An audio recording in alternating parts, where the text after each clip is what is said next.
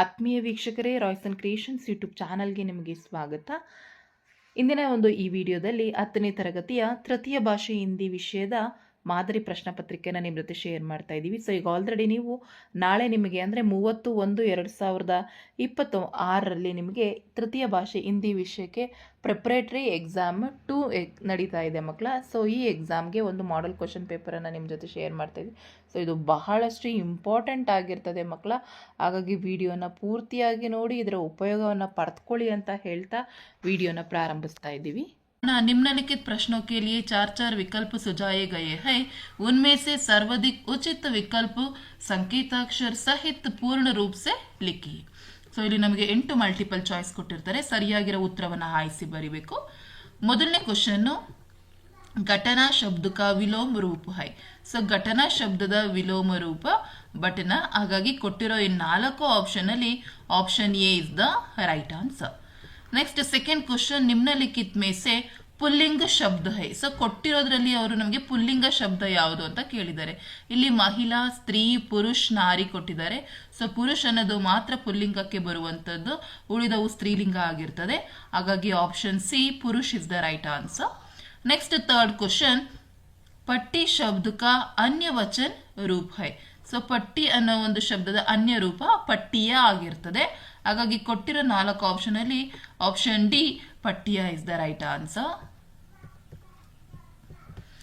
Next fourth question, बैठना शब्द का प्रथम प्रेरणार्थक क्रियೆ ರೂಪ है. ಸೊ बैठना ಶಬ್ದದ ಪ್ರಥಮ ಪ್ರೇರಣಾರ್ಥಕ ಏನಾಗುತ್ತದೆ, ಬಿಟಾನ ಆಗಿರ್ತದೆ. ಹಾಗಾಗಿ ಬಿಟಾನ ಬಿಟ್ವಾನ ಆಗಿರ್ತದೆ. ಸೊ ಹಾಗಾಗಿ ಬಿಟಾನ ಪ್ರಥಮ ಪ್ರೇರಣಾರ್ಥಕ, ಬಿಟ್ವಾನ ದ್ವಿತೀಯ ಪ್ರೇರಣಾರ್ಥಕ ಆಗಿರ್ತದೆ. Option C bithana is the right answer. Fifth question, अत्यंत शब्द इस संधि के लिए उदाहरण है. ಸೊ ಅತ್ಯಂತ ಅನ್ನೋದು ಯಾವ ಸಂಧಿಗೆ ಉದಾಹರಣೆ ಕೇಳಿದ್ದಾರೆ. ಇಲ್ಲಿ 4 ಸಂಧಿಗಳು ಕೊಟ್ಟಿದ್ದಾರೆ. ಎಣ್ ಸಂಧಿ, ಗುಣ್ ಸಂಧಿ, ಅಯಾದಿ ಸಂಧಿ, ವೃದ್ಧಿ ಸಂಧಿ. ಸೊ ಅದು ಎಣ್ ಸಂಧಿಗೆ ಬರುವಂತಹ ಒಂದು ಉದಾಹರಣೆಯಾಗಿರ್ತದೆ. ಹಾಗಾಗಿ ಎ ಆಪ್ಷನ್ ಸರಿಯಾಗಿರೋ ಉತ್ತರ. नेक्स्ट 6ನೇ ಪ್ರಶ್ನೆ, निम्नलिखित में द्वंद्व समास के लिए उदाहरण है. ಸೊ ಕೊಟ್ಟಿರೋದ್ರಲ್ಲಿ ದ್ವಂದ್ವ ಸಮಾಸಕ್ಕೆ ಉದಾಹರಣೆ ಕೇಳಿದ್ದಾರೆ. ಇಲ್ಲಿ ಜಲಪ್ರಪಾತ, ರಾಜವಂಶ, ರಾಜ್ಮಹಲ್, ಮಾತಾಪಿತಾ ಕೊಟ್ಟಿದ್ದಾರೆ. ಸೊ ಅವರು ದ್ವಂದ್ವ ಸಮಾಸ ಅಂತ ಕೇಳಿರೋದ್ರಿಂದ ಮಾತಾಪಿತಾ ಅನ್ನೋದು ದ್ವಂದ್ವ ಸಮಾಸಕ್ಕೆ ಬರ್ತದೆ. ಹಾಗಾಗಿ option D right answer. Next 7th question, थोड़ी देर बाद सुबह हो जाएगी. ಸೊ ಥೋಡಿ ದೇರ್ ಬಾದ್ ಸುಬಹ ಓ ಜಾಯೇಗಿ ಈ ವಾಕ್ಯದಲ್ಲಿ ಪ್ರಯೋಗಿಸಿರುವಂತಹ ಚಿಹ್ನೆ ಯಾವುದು ಕೇಳಿದ್ದಾರೆ. ಸೊ ನಮಗೆ ಅದು ವಾಕ್ಯವನ್ನು ನೋಡಿದ್ರೆ ಅರ್ಥ ಆಗುತ್ತೆ, ಅಲ್ಲಿ ವಿರಾಮ ಚಿಹ್ನೆ, ಪೂರ್ಣ ವಿರಾಮ ಆಗಿರೋದು. ಹಾಗಾಗಿ option C right answer. So ಇದು ನಿಮಗೆ MCQ ನಲ್ಲಿ ಬಹಳ ಈಸಿ ಕ್ವಶನ್ಸ್ ಇರ್ತದೆ ಗ್ರಾಮರ್ ಪಾರ್ಟಿಂದ ಮಕ್ಕಳು. ಹಾಗಾಗಿ ಚೆನ್ನಾಗಿ ಪ್ರಾಕ್ಟೀಸ್ ಅನ್ನ ಮಾಡ್ಕೊಳ್ಳಿ. ನೆಕ್ಸ್ಟ್ 8ನೇ ಪ್ರಶ್ನೆ, आप साधारण रोबोट डैश काम चल सकते हैं. रिक्त स्थान के लिए सही कारक है. ಸೊ ಸರಿಯಾಗಿರುವ ಕಾರಕವನ್ನ ತುಂಬಬೇಕು. ಇಲ್ಲಿ 4 ಕೊಟ್ಟಿದ್ದಾರೆ, ಕೋ, ಸೆ, ಕಿ, ಕೆ ಅಂತ ಕೊಟ್ಟಿದ್ದಾರೆ. आप साधारण रोबोट से कम चल सकते हैं. ಸೊ ಸೆ ಅನ್ನೋ ಒಂದು ಕರೆಕ್ಟ್ ಆಗಿರೋ ಕಾರಕವನ್ನ ಬರೀಬೇಕು. ಹಾಗಾಗಿ ಕೊಟ್ಟಿರೋದ್ರಲ್ಲಿ ಆಪ್ಷನ್ ಬಿ ನಲ್ಲಿ ಸೆ ಅನ್ನೋ ಪದ ಇದೆ. ಹಾಗಾಗಿ ಸೆ ಇಸ್ ದ ರೈಟ್ ಆನ್ಸರ್. ಇದಿಷ್ಟು ನಿಮಗೆ MCQ क्वेश्चंस ಬರ್ತದೆ. नेक्स्ट सेकंड में निम्नलिखित प्रथम 2 शब्द के सूचित संबंध के अनुरूप तीसरे शब्द का संबंधित शब्द लिखिए. ಸೊ ಮೊದಲೆರಡು ಪದಗಳಿಗಿರುವ ಸಂಬಂಧದಂತೆ 3 ಮತ್ತು 4ನೇ ಪದವನ್ನು ನಾವು ಬರೀಬೇಕು. ಇಲ್ಲಿ 9ನೇ ಪ್ರಶ್ನೆ ನೋಡೋಣ. ಕಾಶ್ಮೀರಿ ಸೇಬ್ ಬೇಚನೆ ವಾಲೆ ಬೆಹಿಮಾನ್ ಅಂತ ಹೇಳಿ ಕರೀತಾರೆ. ರೇವಡಿ ಬೇಚನೆ ವಾಲ ಹಿಮಾನ್ದಾರ್. ಹಾಗಾಗಿ ಹಿಮಾನ್ದಾರ್ ಅಂತ ಹೇಳಿ ಬರೆದ್ರೆ 1 ಅಂಕ. 10ನೇ ಪ್ರಶ್ನೆ, ಸತಾನಿಯಾ ಟೇಕೆದಾರ್ ಜಲಾಲುದ್ದೀನ್ ಉಗ್ರ ರಾಷ್ಟ್ರವಾದಿ. STR Manikam is the right answer. Next 11th question, हाथी जंगली जानवर, बेसा पालतू जानवर. तुलसीदास ರಾಮ ಭಕ್ತಿ ಶಾಖ, ಸೂರ್ದಾಸ್ ಕೃಷ್ಣ ಭಕ್ತಿ ಶಾಖ. ಸೊ ಇದಿಷ್ಟು ನೋಡಿ ನಿಮಗೆ ಅನುರೂಪತ. ಸೊ ಈಸಿಯಾಗಿ ನೀವು ಇಲ್ಲಿ 4 ಅಂಕಗಳನ್ನು ಗಳಿಸ್ಕೋಬಹುದು. ನೆಕ್ಸ್ಟ್ ನಾವು ಒನ್ ವರ್ಡ್ ಆನ್ಸರ್ಸ್ ಕ್ವಶನ್ಸ್ಗೆ ಹೋಗೋಣ. 3rd में निम्नलिखित प्रश्नों के उत्तर एक एक वाक्य में लिखिए. ಸೊ ಇಲ್ಲಿ 4 ಪ್ರಶ್ನೆಗಳು ಬರ್ತದೆ. 13ನೇ ಪ್ರಶ್ನೆ ಕರ್ನಾಟಕ की ರಾಜಧಾನಿ कौन सी है ಸೊ ಕರ್ನಾಟಕದ ರಾಜಧಾನಿ ಯಾವುದು ಕೇಳಿದರೆ ಅದು ಬೆಂಗಳೂರು है ಹಾಗಾಗಿ ವಾಕ್ಯ ಮಾಡಿ ಬರೀರಿ ಮಕ್ಕಳ 1 ಅಂಕ ಸಿಗ್ತವೆ नेक्स्ट 14 क्वेश्चन सिंगापो आदिवासी कहाँ रहते हैं सो सिंगापो आदिवासी पूर्वोत्तर भारत में रहते हैं 15ನೇ क्वेश्चन हंस का गुण कैसा होता है हंस नीर शीर को अलग कर देता है अर्थात पानी को छोड़कर दूध को स्वीकार कर लेता है 18ನೇ क्वेश्चन आधुनिक मानव का यान कहाँ जा रहा है सो आधुनिक मानव का यान गगन में जा रहा है नेक्स्ट फोर्थ मेन सो इಲ್ಲಿಗೆ 1 अंकದ ಪ್ರಶ್ನೆಗಳು ಮುಗಿಯುತ್ತೆ ನಿಮ್ನಲಿಖಿತ ಪ್ರಶ್ನों के 2-3 वाक्य में लिखिए ಕೇಳಿದರೆ 8 ಪ್ರಶ್ನೆಗಳು ಬರ್ತದೆ 17ನೇ ಪ್ರಶ್ನೆ दुकानदार ने लेखक से क्या कहा सो दुकानदार लेखकರಿಗೆ ಏನಂತ ಹೇಳ್ತಾರೆ सो दुकानदार ने लेखक से कहा बाबूजी बड़े मजेदार सेब आए हैं काश काश्मीरी के आप ले जाए साकर खाकर तबीयत खुश हो जाएगी 18th क्वेश्चन जलालुद्दीन ने नमाज के बारे में क्या कहा जलालुद्दीन नमाज के बारे में कहते थे जब तुम नमाज पढ़ते हो तो तुम अपने शरीर में इतर ब्रह्मांड का एक हिस्सा बन जाते हो जिसमें दौलत आयु जाति या धर्म पंथ का कोई भेदभाव नहीं होता 19वें क्वेश्चन लेखक परसाई जी ने मंत्री जी को क्या समझाया लेखक ने मंत्री जी को समझाया कि ऐसा अर्गीज मत करिए ईमानदार के सम्मेलन में पुलिस ईमानदारों की तलाश ले यह बड़ी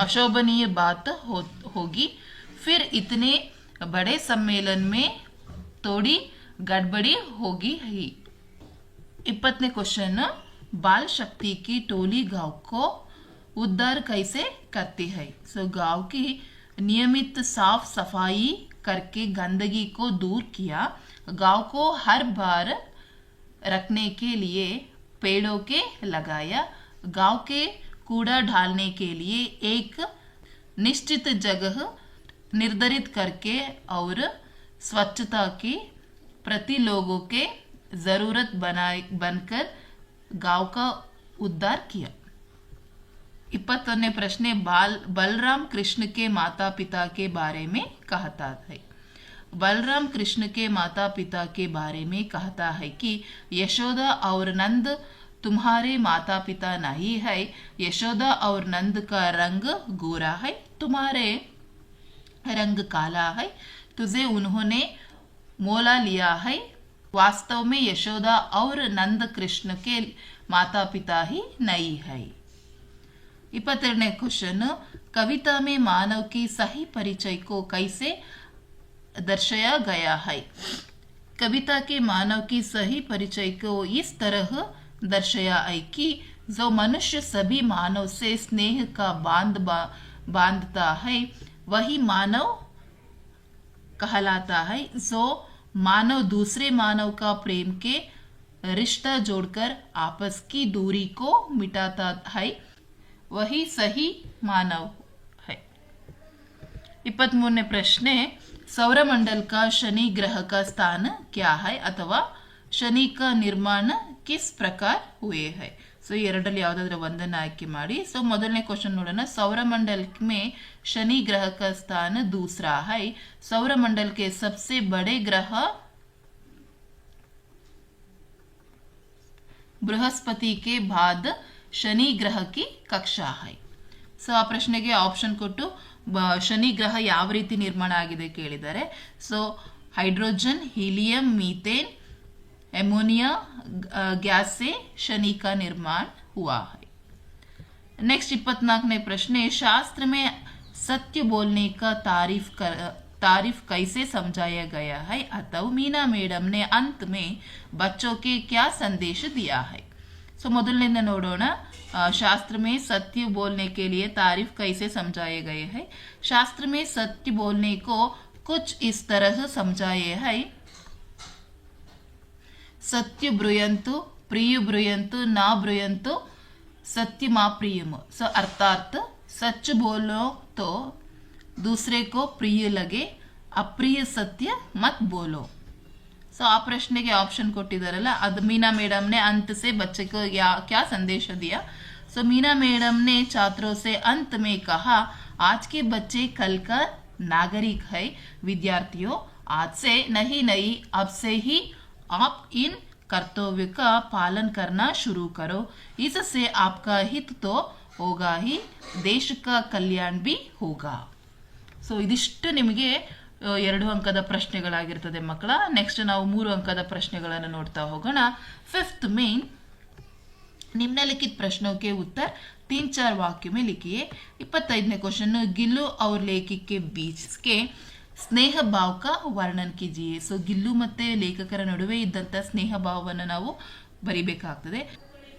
गिल्लू और लेखक के बीच गहरा स्नेह था, जिसमें गिल्लू के लेखक के प्रति प्रेम और लेखक का उसके प्रति दया देखभाल का भाव शामिल था।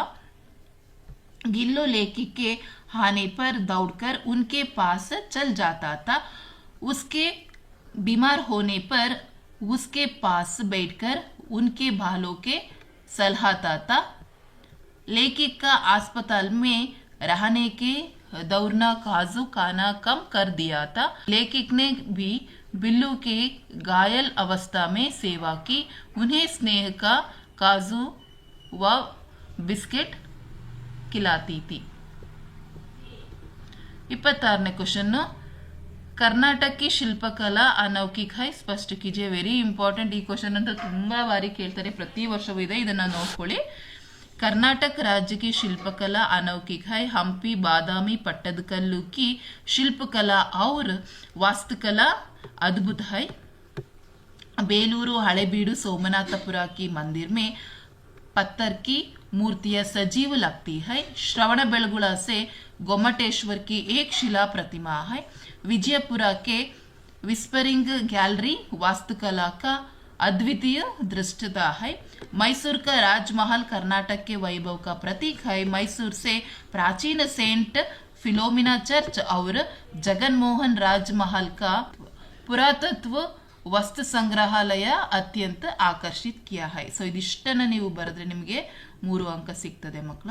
नेक्स्ट 27ನೇ क्वेश्चन, सोशल नेटवर्किंग साइटों का कारण समाज पर क्या प्रभाव पड़ रहा है, समझाइए। सो सोशल नेटवर्किंग ने पूरी दुनिया को एक जगह लाकर खड़ा कर दिया है। फेसबुक, अर्कुट, ट्विटर आदि सोशल नेटवर्किंग साइटों से इनके देश विदेशों के लोगों का रहना सहना, वेशभूषण, खाना पाना, काल, संस्कृति आदि का प्रभाव शीघ्रातिशीघ्र समझा पर पड़ रहा है। नेक्स्ट, धीरज सक्सेना ने घर में रोबोट रखने का निर्णय क्या लिया। ಯಾಕೆ ಅವರು ರೋಬೋಟ್ ಅನ್ನ ಮನೆಯಲ್ಲಿ ಇಡ್ಲಿಕ್ಕೆ ನಿರ್ಣಯ ಮಾಡ್ತಾರೆ? बच्चों का होमवर्क करने के लिए वर्ड प्रोसेसर पर काम संभालन के लिए एंड धीरज सक्सेना को एक बुद्धिमान रोबोट की जरूरत थी।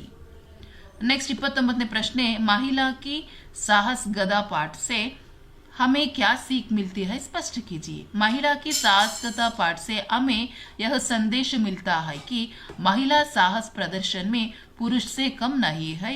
ऐसी महिला सा साहस, परिश्रम,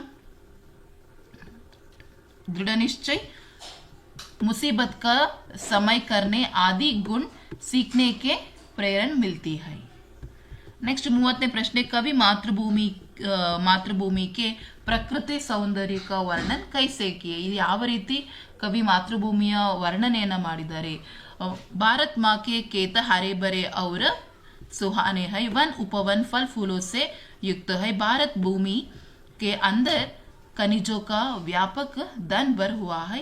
भारत माता सुख संपत्ति और धन धाम को मुक्त हस्त के बांट रही है। नेक्स्ट 31वें प्रश्न, समय अनमोल है, कविता का ಆಧಾರ ಪರ್ ಸ್ಪಷ್ಟ कीजिए। ಸೊ ಸಮಯ ಅನ್ನೋದು ಒಂದು ಬಹಳಷ್ಟು ಅಮೂಲ್ಯವಾದದ್ದು, ಅದನ್ನ ವರ್ಣಿಸಿ ಅಂತ ಹೇಳಿ ಕೇಳಿದ್ದಾರೆ। समय ईश्का दिया और अनुपम धन है, उसे व्यर्थ नहीं करना चाहिए, आलस्य को छोड़ना चाहिए, बहाने नहीं बनाया चाहिए, जो काम करने हैं उस काम को उसी समय की मन लगाकर करना चाहिए। नेक्स्ट, निम्नलिखित दोहे का भावार्थ अपने शब्द के लिखिए। दया धर्म का मूल है, पाप मूल अभिमान, तुलसी दया ना चिड़िया, जब लग गट में ಪ್ರಾಣ. ಸೊ ಇದರ ಭಾವಾರ್ಥವನ್ನು ಕೊಟ್ಟಿದ್ದಾರೆ ಮಕ್ಕಳು. ಆಲ್ರೆಡಿ ನೀವು ಪ್ರಾಕ್ಟೀಸ್ ಮಾಡಿರ್ತೀರಾ, ಹಾಗಾಗಿ ನಾನು ಇದನ್ನು ಜಸ್ಟ್ ಹಾಗೆ ನೀವು ಪಾಸ್ ಮಾಡಿ ಮುಂದೆ ಹೋಗ್ತಾ ಇದ್ದೀನಿ. ನೆಕ್ಸ್ಟ್ 33ನೇ ಪ್ರಶ್ನೆ, गद्यांश का अनुवाद कन्नड़ या अंग्रेजी में कीजिए. सत्य की महिमा अपार है, सत्य अत्यंत शक्तिशाली है, अंत हमें सत्य बोलने का ಅಭ್ಯಾಸ करना चाहिए. ಅಂದರೆ ಸತ್ಯದ ಮಹಿಮೆ ಅಪಾರವಾಗಿದೆ, ಸತ್ಯ ಅತ್ಯಂತ ಶಕ್ತಿಶಾಲಿ, ಆದ್ದರಿಂದ ನಾವು ಸತ್ಯವನ್ನು ಮಾತಾಡುವುದನ್ನು ಅಭ್ಯಾಸ ಮಾಡಬೇಕು. ಸೊ ಇದಿಷ್ಟು ಲೈನನ್ನು ಬರೆದ್ರೆ ಮಕ್ಕಳು ನಿಮಗೆ 3 ಅಂಕಗಳು ಸಿಗ್ತದೆ, ಹಾಗಾಗಿ ಪ್ರಾಕ್ಟೀಸ್ ಮಾಡ್ಕೊಳ್ಳಿ. ಇದಿಷ್ಟು 3 ಅಂಕದ ಪ್ರಶ್ನೆಗಳಾಗಿರ್ತವೆ. ನೆಕ್ಸ್ಟ್ 4th ಮೇನ್, ನಿಮ್ನಲಿಖಿತ ಪ್ರಶ್ನೋಕ್ಕೆ ಉತ್ತರ 5-6 ವಾಕ್ಯ में लिखिए. ಸೊ 5ರಿಂದ 6 ವಾಕ್ಯಗಳಲ್ಲಿ ಬರೀಬೇಕು. ಇವು 4 ಅಂಕದ ಪ್ರಶ್ನೆಗಳಿರ್ತದೆ. 34ನೇ ಪ್ರಶ್ನೆ, बसंत की ईमानदारी और ಸ್ವಾಭಿಮಾನಿ ಗುಣ का ಪರಿಚಯ दीजिए. ಸೊ ಬಸಂತ್ ಒಬ್ಬ ಸ್ವಾಭಿಮಾನಿ ಆಗಿರ್ತಾನೆ ಅಥವಾ ಅವನ ಇಮಾನ್ದಾರಿ ವ್ಯಕ್ತಿ ಆಗಿರ್ತಾನೆ. ಅವನ ಗುಣದ ಯಾವ ರೀತಿ ನಾವು ಅವನ ಒಬ್ಬ ಇಮಾನ್ದಾರಿ ವ್ಯಕ್ತಿ ಅಂತ ಹೇಳ್ಬೋದು, ಅದ್ರ ಬಗ್ಗೆ ಪಾಯಿಂಟ್ಸ್ ಅನ್ನ ಬರೀಬೇಕು. ಸೊ ಅದಕ್ಕೆ ಆಪ್ಷನ್ ಕೊಟ್ಟಿದ್ದಾರೆ. ರಾಜ್ಕಿಶೋರ್ ಪರೋಪಕಾರ ಗುಣಕ್ಕೆ ವ್ಯಕ್ತಿ ತೆ. ಸೊ ಅವರೊಬ್ರು ಪರೋಪಕಾರಿ ಗುಣವನ್ನು ಹೊಂದಿರುವ ವ್ಯಕ್ತಿಯಾಗಿದ್ದಾರೆ. ಸ್ಪಷ್ಟ ಕೀಜಿಯೇ. ಸೊ ಯಾವುದಲ್ಲಿ ನಿಮಗೆ ಬರುತ್ತೆ ಅದನ್ನು ಆಯ್ಕೆ ಮಾಡಿ ಬರೀರಿ ಮಕ್ಕಳ. ಸೊ ನಾನಿಲ್ಲಿ ಫಸ್ಟ್ ಕ್ವಶನ್ ನೋಡೋಣ. ಸೊ बसंत एक गरीब लड़का है, वह मेहनत से पैसा कमाना चाहता है, इसलिए वह राजकिशोर जी से दया की भीख लेने से इनकार करता है. वह दयालु होने पर भी अपने भाई प्रताप को राजकिशोर के पैसे लौटाने को बेचता है. इससे पता चलता है कि बसंत एक ईमानदार लड़का है. ನೆಕ್ಸ್ಟ್, ರಾಜ್ಕಿಶೋರ್ ಒಬ್ಬ ಪರೋಪಕಾರಿ ಗುಣವನ್ನು ಹೊಂದಿರುವಂತಹ ವ್ಯಕ್ತಿ. ಸ್ಪಷ್ಟಕ್ಕೆ ಕೇಳಿದ್ದಾರೆ. ಸೊ ರಾಜ್ಕಿಶೋರ್ मजदूर के नेता थे, गरीब के प्रति सहानुभूति दिखने वाला व्यक्ति थे. बसंत के आग्रह पर उसे सहायता करने की दृष्टि के एक चलनी खरीदे है.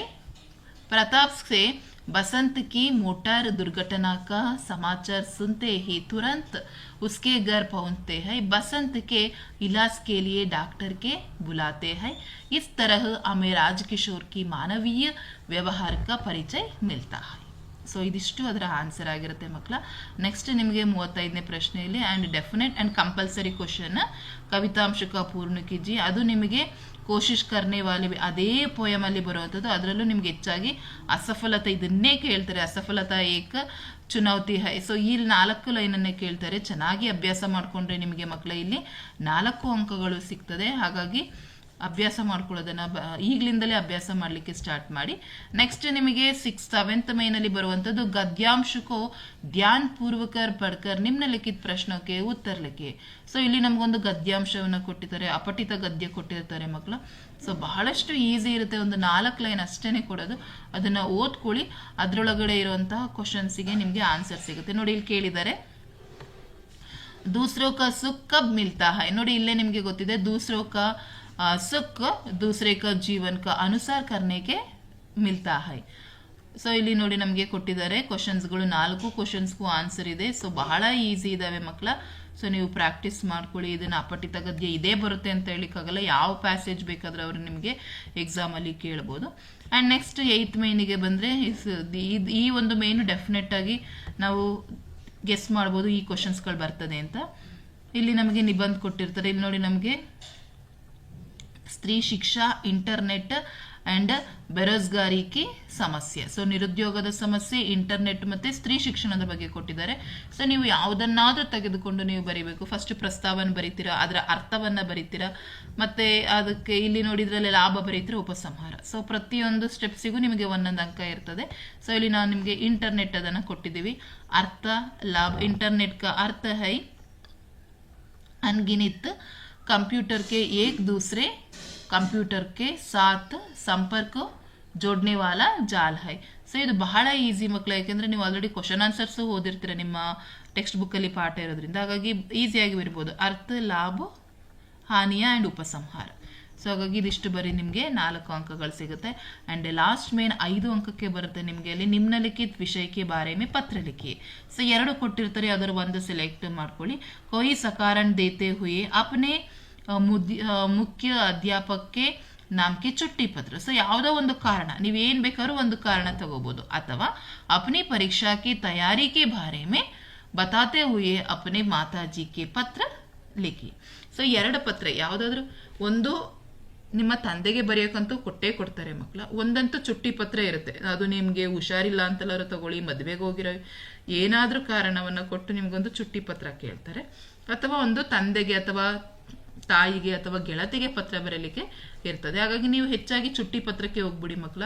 ಸೊ ಫಸ್ಟ್ ಪ್ರೇಷಕ್ ಅಂತ ಬರೆದು ನಿಮ್ಮ ಅಡ್ರೆಸ್ ಅನ್ನ ಬರೀತೀರಾ. ತದನಂತರ ಸೇವಾ ಮೇ ಪ್ರಧಾನ ಅಧ್ಯಾಪಕ ಸರ್ಕಾರಿ ಹೈಸ್ಕೂಲ್, ಸೊ ನೀವು ಸ್ಕೂಲ್ ಅಡ್ರೆಸ್ ಅನ್ನ ಹಾಕ್ಬಿಟ್ಟು ಬರೀತೀರಾ. ಪೂಜ್ಯ ಗುರುಜಿ ವಿಷಯ ಚುಟ್ಟಿ ಕೆ ಲಿಯೆ ಪ್ರಾರ್ಥನೆ ಪತ್ರ.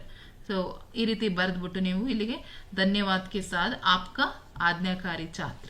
ಸೊ ಇದಿಷ್ಟು ನೀವು ಬರೆದ್ಬಿಟ್ರೆ ಮಕ್ಕಳ ನಿಮಗೆ 5 ಅಂಕಗಳು ಸಿಗ್ತದೆ. ಹಾಗಾಗಿ ಈಸಿಯಾಗಿ ನೀವು ಹಿಂದಿಯಲ್ಲಿ ಪಾಸ್ ಆಗ್ಬೋದು. ಹಾಗಾಗಿ ಇದಿಷ್ಟನ್ನು ನೀವು ಪ್ರಾಕ್ಟೀಸ್ ಮಾಡ್ಕೊಳ್ಳಿ.